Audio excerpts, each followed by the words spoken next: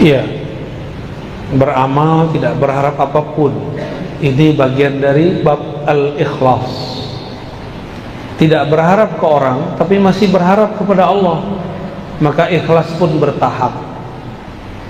Ada ikhlas awam, ikhlas ummal, ikhlasnya pekerja. Kalau pekerja bertambah lembur, bertambah tunjangan, semangat. Ya. Tapi saya beberapa hari ini selalu ditemani oleh orang-orang yang tidak digaji. Mereka pengen khidmah.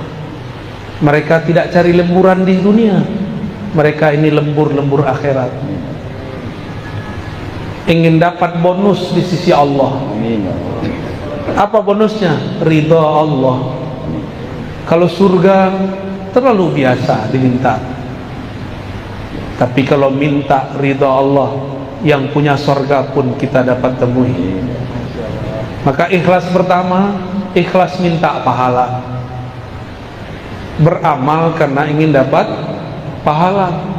Kalau tidak ada pahala, dia tidak beramal. Kalau tidak ada ustadz mengatakan satu sedekah dilipat ganda jadi 10. Kalau ustadz tidak bilang begitu, dia tidak beramal. Jika tidak ada ustadz mengatakan sholat duha memudahkan rezeki, maka dia tidak sholat duha. Jika tidak ada kiai yang mengatakan salawatlah engkau rezekimu datang sendiri, dia tidak salawat. Dia salawat bukan karena cinta Rasul, tapi karena cinta fulus. Maka yang menjadi murid saya haram salawat karena fulus. Yang istifadah mengambil ilmu daripada kajian-kajian kami, tidak pantas lagi mengatakan itu. Malu kepada Rasulullah SAW. Kalau salawat karena Rasulullah pantas disalawati. Jika zikir karena Allah pantas diingat, bukan karena pengen dapat pahala lagi. Belajar-belajar jadi ahli ma'rifat. Ahli ma'rifat beramal bukan karena pahala. Kita punya kawan, ada kenalan, beda. Kalau kenalan mendekat karena pengen sesuatu, karena yang ini politisi, pejabat, dia mendekat supaya proposalnya diterima. Kalau lagi butuh, dia telepon, dia kunjungi, dia puji, dia traktir. Kalau lagi nggak perlu, dia tinggalkan. Beda dengan kawan, kawan sejati, teman sejati. Tidak mau ngasih proposal pun masih ngasih duit, masih neraktir. Ya, kita yang mana? Kawan matre atau kawan sejati? Umat matre atau umat sejati? Umat hamba matre atau hamba sejati? Hamba sejati yang menghambakan dirinya kepada Allah karena emang dirinya hina, Allah maha mulia. Ya, jadi mulai detik ini, pagi ini, jangan lagi amalkan amal-amalan. Kalau mau beli rumah, sholawat sekian. Bukan begitu cara memahaminya. Boleh amal begini, tapi dengan niat yang diganti.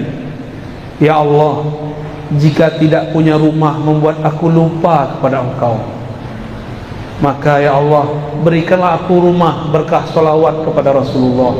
Boleh, ya, sehingga jika aku punya rumah, ya Allah, aku tambah banyak berselawat kepada Rasulullah. Itu Allah kabulkan langsung tuh kalau antum benar, karena Allah pencemburu. Allah pencemburu. Allah tidak mau terbersit di kalbu kekasihnya sesuatu yang mengganggunya. Ya Allah, jika ini menggangguku, wujudkanlah dia dan jangan menjadikan dia penghalang antara aku dan engkau.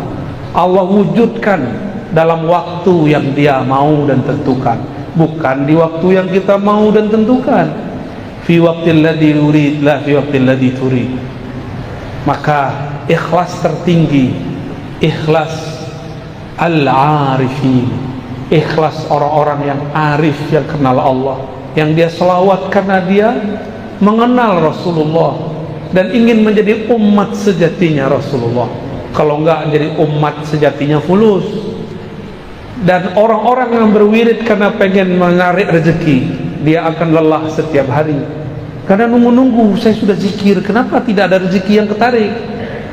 Ya, yang paling lucu datang ke seorang ustadz plus dukun, uskun. Kata si ustadz, baca ini rezekimu lancar. Tapi ustadznya rezekinya mandek. Datang ke ahli zikir, ngasih sholawat supaya engkau punya mobil, dia nggak punya mobil. Main-main namanya itu ya. Itu membuat kita syak. Jangan. Sekarang salawat hanya untuk Rasulullah sallallahu alaihi, zikir hanya untuk ridha Allah subhanahu wa ta'ala. Jadi silakan saudariku dinaikkan ikhlasnya. Tadi ikhlasnya sudah bagus, tidak berharap ke makhluk, sekarang berharap kepada Khalik. Apa yang diharapkan bukan hal-hal yang fisik, tapi hal-hal yang bersifat rohani. Rohani intinya rahmatullah, kasih sayang Allah. Kalau sudah kasih, berapapun kita beri. Ya, Allahu a'lam bis-shawab.